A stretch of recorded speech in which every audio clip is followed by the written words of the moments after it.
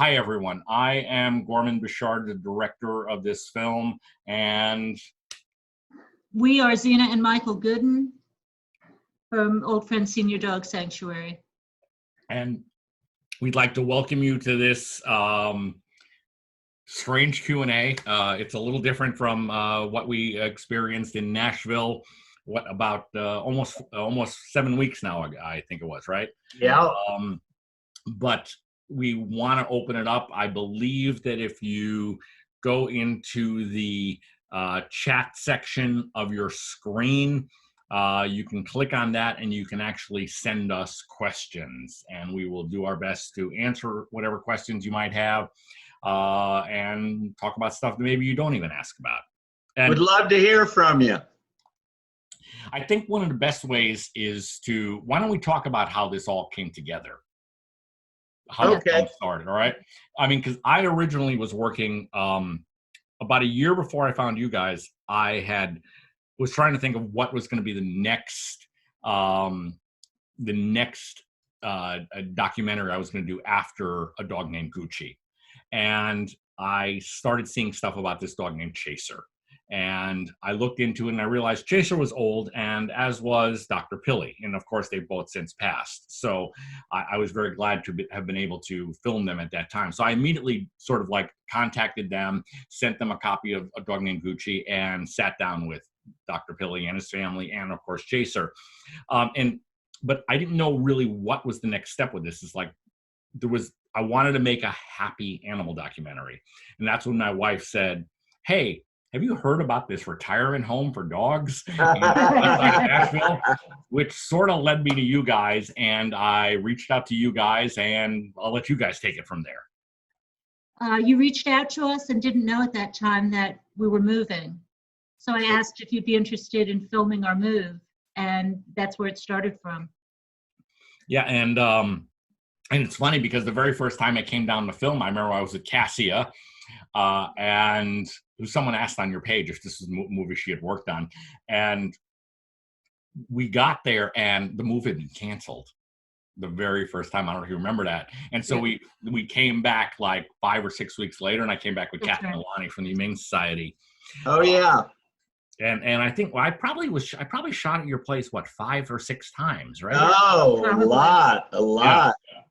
For almost 4 years, right, Gorman? I think maybe 3 with you guys. If 4, if you count Chaser. It seemed like 4. Well, thanks. It's having the camera in your face all the time. That's what it is. Yeah. So I'm seeing questions now already on the side here, and let me just ask them. A lot of people are saying they love the documentary. Someone asked, how many dogs do you have at Old Friends now? Right now we have right around 90 dogs at Old Friends, and we have about 320 or 330 in forever foster homes in the Middle Tennessee area. We did a big, we placed 9 dogs last week. 9 dogs last week. So we've had a lot going out to homes recently. Not to mention, we're sitting here at home with our 19 dogs. Which used to be 45 dogs, so glad that we have the sanctuary somewhere else. But our 19 dogs are sitting here snoozing away on a nice Tennessee day. Now, you mentioned, because I filmed the move and the opening of the new place, but now you guys are moving to another place. Tell us a little bit about that and when it's planned for them, because you mentioned a parade, and I so want to come down with my crew and film that. Oh yes, we're so excited. We thankful for all our donations and everybody that has supported Old Friends over the years.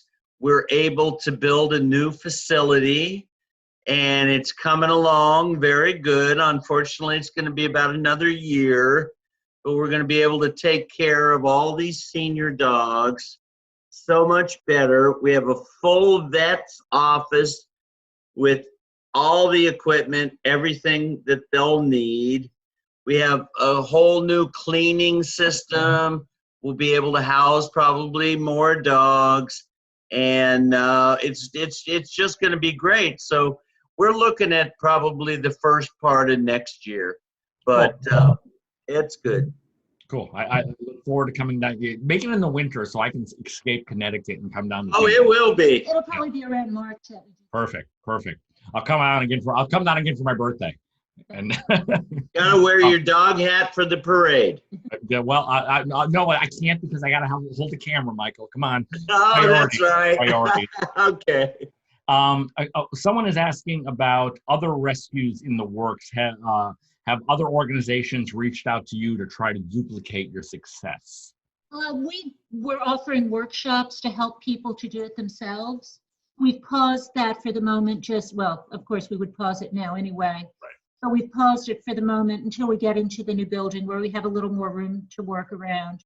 Right now, we have dogs everywhere in the sanctuary, so it's hard to have the workshops there. So we do try to help other people to build their own sanctuary. We are not going to expand out of Middle Tennessee, at least not right now. I mean, we have no plans to. One of the comments is how working for you guys also helped a lot of the employees. Have you noticed a change in your employees through working for you guys? The ones that love dogs, they love coming to work. They enjoy being there. They really feel ownership of being there. I think it's a really positive experience to work there for them. But it sure separates the people who love dogs and the people who like dogs. Well, I mean, I think that's it coming to your place. When I would bring people to shoot at your place, it was always this. I would always bring people that I knew loved dogs, and they always were like, we'd get back and go eat dinner afterwards, and to be like, oh my God, this one was so cute, and this one's so cute, and you just know. Yeah. Someone is asking me, is it harder to film dogs or people? It's actually harder to film dogs because you can't like say, hey, Leo, turn now to the camera, smile, I mean, like Michael, I could just say, Michael, will you cry now in this scene? Because I need some emotion. And he cried. It was perfect. That was all set up. That was all fake. Oh, I know. Crocodile tears. Yeah, he's just a great actor. That's all that was. I knew you'd bring that up, Gorman. It's one of that rules when you're filming a documentary. It's like as soon as you get someone to cry, I remember I turned to whoever I was filming with, and I was like, "That's going in." It's okay. I've got a lawyer. There you go. Okay, so what are your greatest needs in the sanctuary? Food, medicine, supplies. Where do most of your donations go towards? Most of our donations go toward veterinary care. I'd say, I off the top of my head, I'd say probably 3/4 of our funds go to veterinary care, and then the rest is divided between food for the dogs and staffing. We need everything that goes with senior dogs, but it's our donations that really make it possible. The veterinary care, again, being our biggest expense, it's hard to donate veterinary care. Now, someone asked, do you have any personal pets that you keep at home? I'll answer first because obviously I have Springsteen, and we had a horrible scare with Springsteen. Springsteen almost died. Oh, no. Yeah, got a really bad infection from having a cyst sprained. It was honestly petrifying because it's like that dog is like the son I never had. And we also have a smaller, you see her in a couple of pictures, another dog named Dylan, who's a lab beagle mix. But yeah, those are my 2 dogs. And you guys still have a few more than I do. Yeah, we still have 19 dogs from the original group of dogs. They're the oldest, mainly. We have a couple who aren't quite so old, but Rosebud's been with us since 2013, so she was kind of a surprise.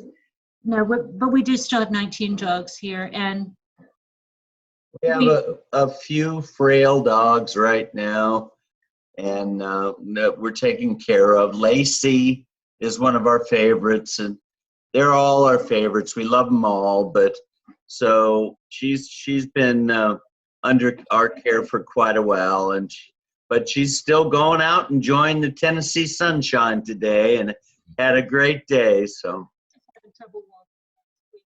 mobility is a problem, yeah. Well, I think that becomes the problem with older dogs. You know, I mean, I've noticed that with Springsteen, you know, in his hips and just It really does. The larger dogs, especially. yeah. Let's see. Generally, where do the dogs come from that you end up fostering? Almost all of our dogs come from Middle Tennessee shelters. We don't take owner surrenders. The shelter dogs are in more need and in more danger of euthanasia. So most of our dogs come from local area shelters. And we encourage people in other states to, if they want to save an old dog, go to the shelter, because that's where they are, and those are the ones in the most vulnerable situations. Well, that really is why we started working on this film, is to show that you go to a shelter and that these old dogs still have life and they can still learn, right? You know, and they still have years to give you. And I'm hoping that people watch this film, you know, and that's why I never wanted to show, you know, dogs cowering in a corner at some, you know, horrible shelter. No. I wanted to show how much life and pep and spunk, and, you know, they could still be as much fun as any puppy. Oh, and you really accomplished that. The whole film is upbeat.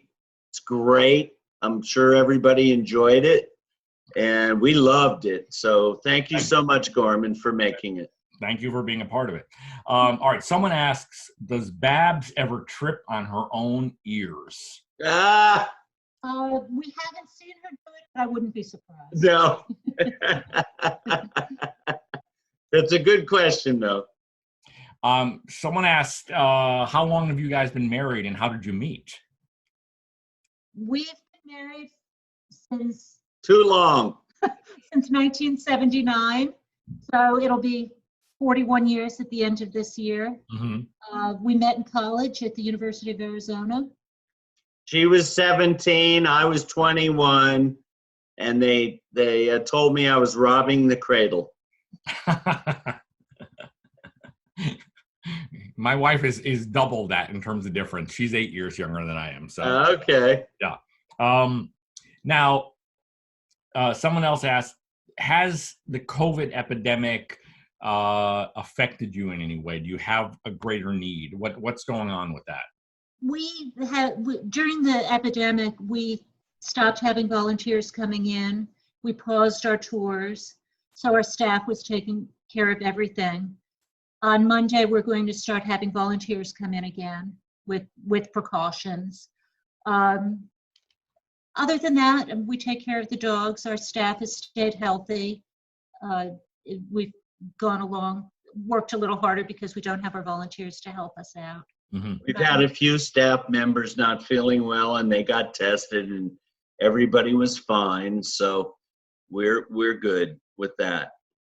And the animal scare was seriously with I heard the tigers in the Bronx Zoo apparently got it, but that's about it. So that's not a problem for us. All our dogs are safe and happy. Good to hear. Now, someone asks, how many bags of dog food do you go through in one day? I have no idea. Oh my gosh. I really have no idea. We have a lot of special foods, so we probably have 10 or 15 different foods for feeding the dogs. I know we spend a lot of money on dog food, but I don't know exactly how many bags of dog food. But I know with our 19, we go through about a bag a week, a 35-pound bag a week of the regular kibble, and then we go through some of the other specialty foods as well. But all our dog food gets delivered on pallets, and we get several pallets a week. So you can figure that. Well, you still use that big garage area as your store. Yes. Which really is massive. It's big. Hopefully, you got the impression of how big it is in the film, but it really is it's not a one-car garage. Well, it's full now. Yeah. It's completely full. Completely full. Now, someone asks about the 100-mile rule for you guys, and about would you rather have the dog stay at the sanctuary rather than get adopted more than 100 miles away? But I mean, I understand why. Why don't you explain why you guys do that? You explain We that. provide, one thing is that we do provide vetting for all of the dogs in our program. They remain in our program for life. We want to make sure that they're getting the care that they need. And it makes it very difficult if we get out of the 100-mile radius. We did in the beginning have some dogs that were fostered a couple of 100 miles away. And unfortunately, all of those dogs, minus maybe one or two, ended up having to come back because of things that happened in their family. And it was a problem to get them back. It's difficult for the dogs to travel far and to travel out of their climate. That, you know, that they've always been in Tennessee. It's hard for them to go somewhere else when they're 13 years old. We always encourage people from other states out of our 100-mile area to, again, visit their own shelters. There's always a great need for these old senior dogs that are right next door to their shelters. Sometimes it's hard to go in, but we encourage them to help out that way, because you have a lot of senior dogs right in your backyard.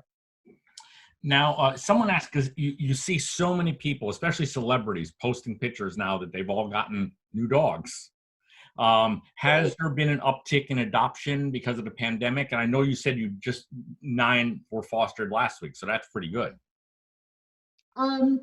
We had been getting applications during the weeks that we were pretty well closed. And about a week ago, we started doing virtual home visits, which is what allowed us to start placing dogs quickly. And it worked out really, really well. Yeah. Good. I mean, I think you might, I think because people are so home alone, and especially people that are by themselves. Yeah. You know, The now someone bonding asked, is really good. yeah. Someone asked, is Monie still with you? Oh, is he yeah. right here? Monie, you around? He's usually on my lap, but because Michael's here, he couldn't get up here. Yeah, well, I'll go get him. Don't wake anybody else. He's right here. Oh, well, he's on Michael's chair. Okay. He's coming. While he's getting Spumoni, what happened to the old property, Zina, and have the neighbors in the community, how did the neighbors react when you left, and what's going on there now and so forth? We've actually kind of reconciled with some of the neighbors. They apologized to us, which we thought was really kind of them. The property we still own it, and one of our employees is living there now. She's renting it from us, so we're using it as a residence rather than as anything to do with the sanctuary. So it's still over there, and it has several dogs in it as well. As it should, right? Yes. Yes. All right, someone asked an interesting question. That how do you handle it when since you handle the medical, you pay for the medical care. Yeah. When a foster wants to continue care, but the doctors are saying it's really time to let the dog go. What's the balance there? Dr. Piskarik, our vet, talks with the foster parent, and they work together to come to the best conclusion. Gotcha. So you never. So no one has ever no one has ever said, and again, I know you guys better than this, but it's just, to answer that question, you've never said no, sorry, the dog is just can't be helped. Yeah. No, yeah. We'll do what we can, but if it comes to a point where we're not going to help the quality of the dog's life, we encourage the foster, and always they understand when Dr. Piskarik talks to them, to not prolong the dog's pain and suffering. Well, I know it's when the last dog that unfortunately we had to put down, and it was one of those questions the doctor would always say, when the bad days outnumber the good days, and Exactly. You know, and I think in our case, it was probably 9 bad days to 1 good day when finally we were just like, okay, we're really beyond this, you know, and it's not healthy for anybody. That's what we're going through with Lacey right now. Hmm. And we had almost made a decision to let her go last week, but then she's had about a couple of good days since then. So we're just taking it a day at a time. But that's just it. You get the good day, you get the spark, and Yeah. it's all of a sudden, oh, okay, yeah. You know, Yeah. I'm not joking. When I like it was a week ago Tuesday. We thought we were going to come back from my wife's store and find Springsteen gone. That's how Yeah. bad Springsteen was.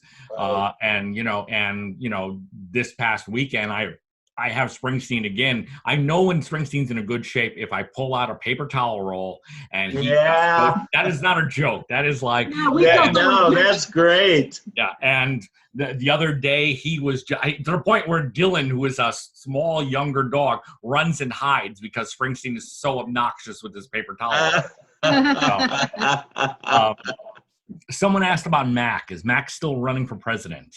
Yes, he is. We took a little pause with so much focus on other things right now, but we're about ready to name a vice president and move on from there. Okay. Okay? Here's the question. But is it a female candidate for vice Yes, it president? is. I Yes, it is. Good. was good. in contention, but they went for the female candidate. It's time. It's just time, Michael. We have to realize that. I know. Someone asked about staff members staying at the gardens around the clock at nighttime. Why don't you tell how you deal with nighttime at the gardens? We have cameras at the gardens that we can keep an eye on things. At this time, we have no staff there between 8 p.m. and 8 a.m. We have stayed there overnight, and the dogs won't sleep. So it does cause problems to have people around during the night. At our new building, we do plan on having somebody Night just watchman. somebody to keep an eye on things. But the way the new building is going to be set up, it'll be easy to do that without disturbing the dogs.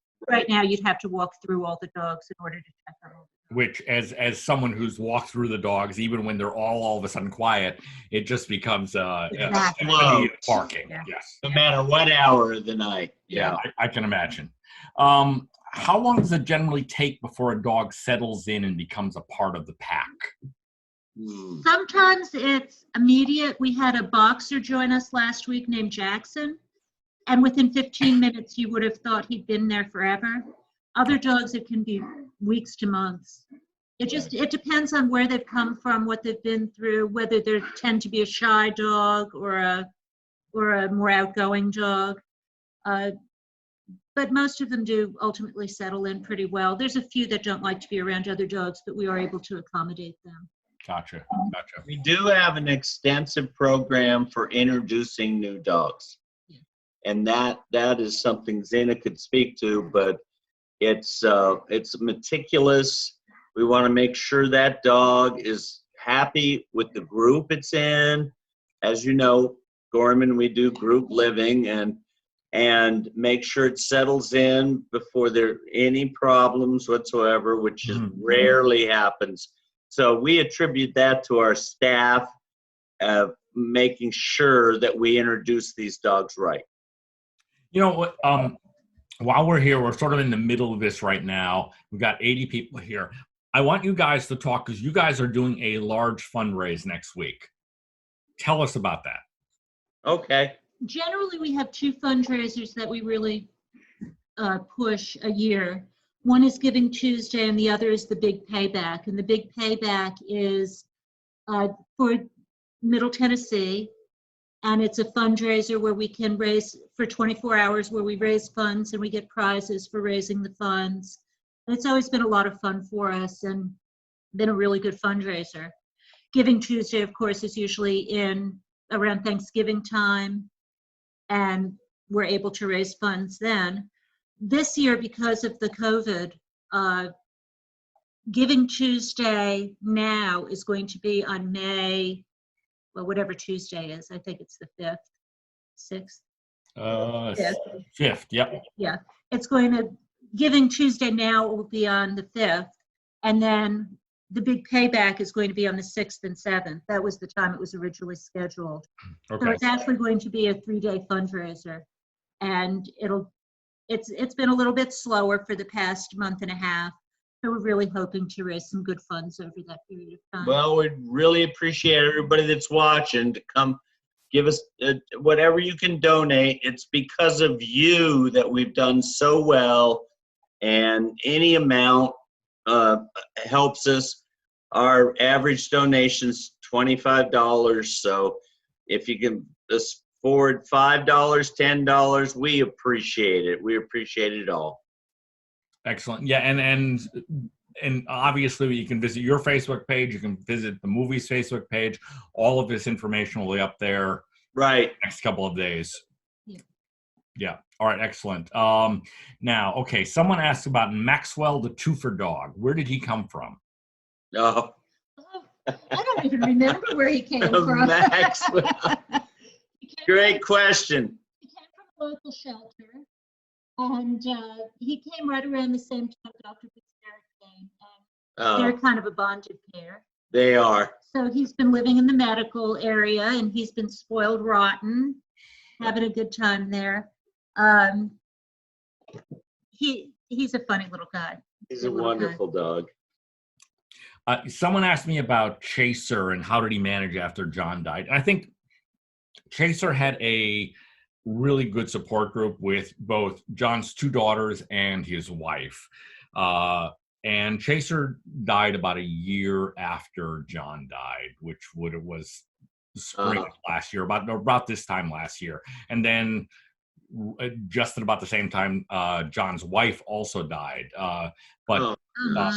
Pilly, who you guys met at the Nashville screening, John's daughter, or one of John's daughter, has been, managing the Chaser legacy, so to speak, and seeing the books being republished and so forth. But as far as we can tell, Chaser did well. But I mean, I think dogs all mourn in different ways. Yeah. And part of me, and when I say in the film that this, I went up and whispered to John because in my head I'm thinking that Chaser can read lips. That's not an exaggeration. This dog would stare at you, and it was like you have to do what the dog wants. There's just no question about it. This dog was intimidating. This dog was more intimidating than any person I have ever interviewed in 35 years of making movies. I say that without question. This dog would come over and just, you do what the dog wants, period. So yeah, Chaser was something else. And again, so much of that comes from John and the devotion and time, he obviously put into teaching this dog everything. Let's see, what other questions do we have here? Let's see. Good days, bad days. Have you ever had to deal with dog fights? Oh, yes.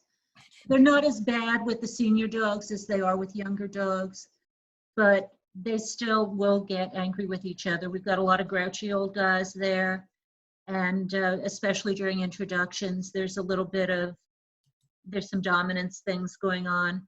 We especially have trouble with a few of our dominant males. Mm-hmm. And we have to either rotate them in with the group or keep them in different areas because they will fight. Now, someone is asking about spats. I'm sorry? We call them spats, not fights. Okay. All right. That's basically what it is, because as soon as they have a spat, there's someone there takes care of the dogs. Gotcha. Very rarely do they get hurt. Someone asked about your T-shirts and where can you buy them online? If you go to Bonfire, I think it's just www.bonfire.com, and put in the search bar Old Friend Senior Dog Sanctuary, all of our shirts will be available there. Or you can go on our website, which is ofsds.org, and go under shop, and there's a T-shirt shop there you can link to. It's the same place. Yeah, and the shirts for the movie, anyone who purchased the movie, which is probably all you guys are asking this question, you've gotten that link, so that's the movie shirt. Nice shirt. Someone asked, okay, obviously this is someone from outside of the U.S. writing. Is it common for in the U.S. for people to give up their dogs? I've never heard of this, and unfortunately, it's more common than we like to admit. Especially, I guess, especially in this part of the country, we seem to have more trouble in the southern part of the country than the northern part of the country. We always have to remember, though, a lot of times there's extenuating circumstances. Oh, absolutely.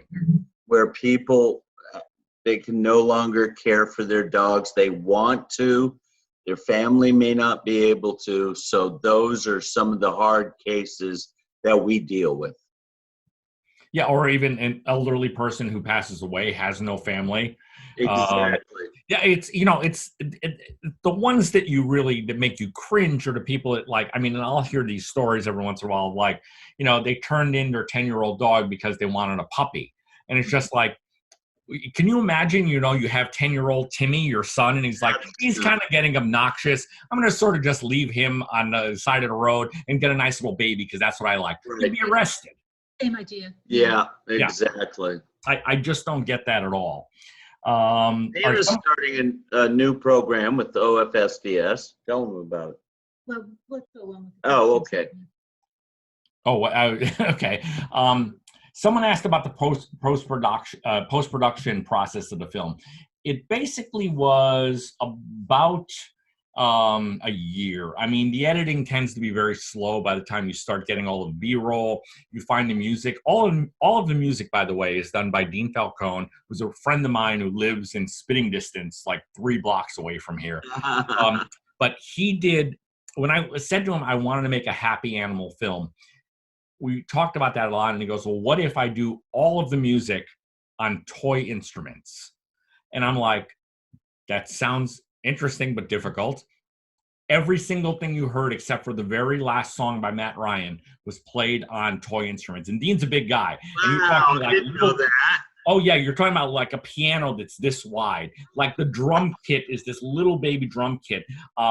There was the slide whistle that we played with as kids. Oh wow, cool. Plastic trombones, things really weird.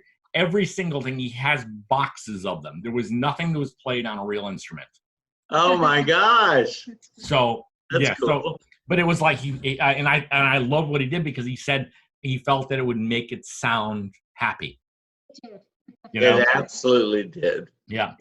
In terms of distribution, well, we're going to be on DVD on September 29th with tons of extras, including the entire Q&A with all of us from Nashville, a lot of extras, director's commentary. So there's literally like about 3 hours of extras on the DVD. That comes out September 29th. I'm going to say probably by August 1st, you can pre-order it. Probably both from your website via Amazon or just Amazon directly or any place you can buy a DVD. And also it'll be on streaming services such as Google Play, Amazon Prime, places like that. Excuse me, we'll have the whole list as we get closer. Awesome. Let's see, what else do we have? Are teenagers allowed to volunteer or work at the sanctuary? Our age limit is 18. And that's because the dogs are free to roam and there are some hazards associated with that. Once we move to the new building, we should be able to have volunteers as young as 16 because there'd be a little bit more separation between the dogs and the functional areas. Basically, you can't take the legal risk of having a dog bite. Exactly. Yeah, Exactly. yeah. That's part of it. And then also at the new building, we will probably be able to have younger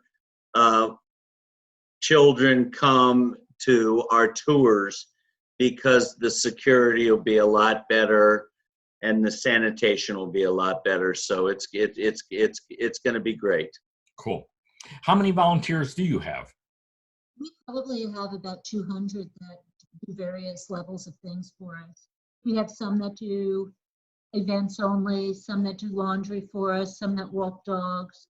So we do have a lot of volunteers. Now, some just come once a month or once a week or, it all different, whatever they can do. This whole COVID thing has been very stressful on our volunteers Yeah. because they want to get back and hug on the dogs. So we're bringing them back in. When is that, Zeke? Monday. Monday. I have this amazing image in my head of the 115 dogs all wearing face masks. It's you know, We have a few that would eat it. it's That's funny because funny. one of the times when I filmed was when we had the total eclipse over Nashville, and that's an extra on the DVD. And someone again is asking when they can watch it again. September 29th, you can watch it everywhere. But I always tell just jokingly people, it's like, oh yeah, all 115 dogs had those little weird glasses on, staring up at the thing, you know. So you have to watch the movie and buy the DVD to find out if that's true or not. There you go. Yeah. Remember, we Yeah. did give Mac glasses, Mhm. and everybody said, well, that's good. Unfortunately, Mac has no eyes. So it really didn't matter. He looked cool in them. That's. But he looked cool. It's just so funny to watch because you watch that now and it's just, you know, we're all so like, oh my God, and the dogs couldn't care less. Right. Someone asked if Tigger is still around. He's in a forever foster home. I know he has an Instagram page, but I don't know what it's called. But yeah, Tigger's doing great. Someone asked about the documentary streaming in September, why it takes so long. Well, normally we would have been playing in movie theaters all summer long. And in terms of coming out on DVD and streaming, all right, right now everyone wants streaming, but when we set up the date, we didn't expect a pandemic. That was sort of not into cards. Right. And normally no one is at home during the summer and you never want to come out in July or August. So we put it into September. So that was all planned back in late December. Right. So that's why. Yeah. And someone asked, is the documentary going to be on Netflix? We still don't know. We're talking to them. Keep your fingers crossed. We had posted something about putting it, you know, in your requests. Maybe we can post that again. It certainly doesn't hurt. And just once a week, write to them and say, hey, you want to see this movie? It's one of those things you just never know. Let's see. Did you guys have any experience with managing nonprofits before Old Friends? Not nonprofits. I've managed an engineering department. Michael has engineering, was an engineer. I was in engineering with projects and things of that nature, but never with nonprofits. We also owned retail stores, so we got a lot of managing experience there and business experience, how to run a business. The only nonprofit experience we had was just working with Middle Tennessee Golden Retriever Rescue. We were with them for 2 years, and that was invaluable, but Zina really, really worked really hard after that because she wanted this nonprofit to get our 401c3, and it came through in record time. So, but you got to make sure you know what you're doing when you fill out those forms. So no, we had no experience in that. It's definitely, they don't make it easy to run a nonprofit. No. Someone asked if Leo is buried at the sanctuary. No, Leo was cremated. Okay. And some of the people are saying they missed the first few minutes of this. I'm going to say, everyone, now this is we're recording this. So I'm going to, if it's okay with you guys, I'm going to probably put this on our page and I'll send you a link to it as well. Sure, So if anyone want to watch this Q&A, they can watch it anytime they want. Yeah, that's a good idea. How do you guys come up with all the different names for the dogs? Some dogs come in with names, especially if they knew the names from their previous life. But other than that, the medical department does a lot of the naming because they have the first contact with the dog. Sometimes the transporter, especially if it's us, will name the dog. All different ways. We definitely have to get creative because we have so many dogs that we have to. And it is hard when we have a lot of dogs with the same name. We probably have 10 buddies. Hmm. We Now, try to put different names. now, are there any dogs that you won't foster, and why? Yeah, there are some. Many of the hospice dogs we won't foster. We have a couple of dogs who have bit people. They bit their foster families on the first go round. And for liability reasons, we really can't foster those dogs again. And some just don't have temperaments that would be safe to put them in a foster home. There's probably, out of the entire sanctuary, 10 dogs that are not fosterable. You look on our website, they actually have their own category, and usually it explains why. Gotcha, gotcha. But always remember, those non-fosterable dogs are with us for the rest of their life. They'll never return to a shelter. They stay at the sanctuary, so all is safe. Now, that's the last of the questions that I'm seeing here, but I want to ask you guys a question, because I thought was really interesting when we first showed it in Nashville, and I remember Jane came up with this, and we started talking about how neither you, Pilly, or Jane had seen the movie. Your first time seeing it. That's right. That's correct. So, okay, you watched it again tonight. How is it aging with you? Are you happy with the movie? Very, very good. Oh my gosh, of course. We knew it was going to be good. We were there 6 times. We knew you by then. But we had no idea how well it would tell our story, and how well it would bind the 3 stories together. And then you even had another couple of little stories in there that were great.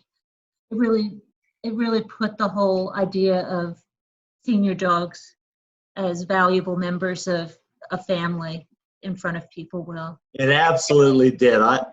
I've got to tell you, Gorman, one thing that struck me tonight, seeing the entire thing, I loved the ending of Chaser and his owner walking over the hill, and that meant so much to me. I'm getting on in my age, and I know he's passed since, but that's all a part of life, and that was very well placed. Thank you. It's funny, Michael, because I joke about you crying, but it's like I remember when we're filming that, and I got back to the hotel, and I never do this, I sent my wife a clip of him walking over the hill, and I said, I have the ending of the movie. It was just one of those moments. I'm watching it, and Jane was about to go run up and take pictures, and I put my hand on her shoulder, like, no. Just there you go. This is the end of the movie. And okay. But you promised me on the DVD you were going to cut the crying. I made it longer. I'm sorry. It's but Zina paid me to do it, so. Oh, I'm sure she did. That's hilarious. This has been a lot of fun. Yes, it absolutely has. Anything else you guys want to say before we cut this? One question there. One last question.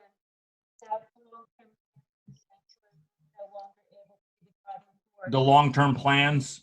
Yeah, and we're working on that right now. There's not a whole lot of things that I'm doing that I don't have other people also doing with me. We're building a great staff, a good solid staff. So at any time that Michael or I have to drop back a little bit, we have good people to pick it up after us, because we're not getting any younger. What? Yeah, wait a second. That. But also we're making sure that the sanctuary is sustainable for at least 5 to 6 years until somebody else can pick it up and get the marketing going. So we're in a good shape. Excellent. And someone asked one last question here. If a foster family does get a dog and then has to move more than 100 miles away, what happens? Foster family, and we know that they're a good foster family, we allow them to adopt the dog. Gotcha. We know it's in the best interest of the dog to go with the family. But then they're fully responsible for the dog when they move out of state. Gotcha. Okay. All right. Thank you guys for doing this with me. Thank you for being a part of the film. Good luck. We'll push that fundraise this week. Okay, And Great. yes, have a good night. Be safe. Thank you, Thank you for everything, Gorman, so Gorman. much for hosting this. Oh, and it was my for pleasure. this great documentary. Yes. That really, really was fantastic. We Thank really appreciate it. You're a good friend. Thank you very much, guys. I'll see you soon, hopefully down in Nashville, and we can all go to have a nice vegetarian meal at Gray's. Sounds good. Take care. Take Good night. care. Bye-bye. Night.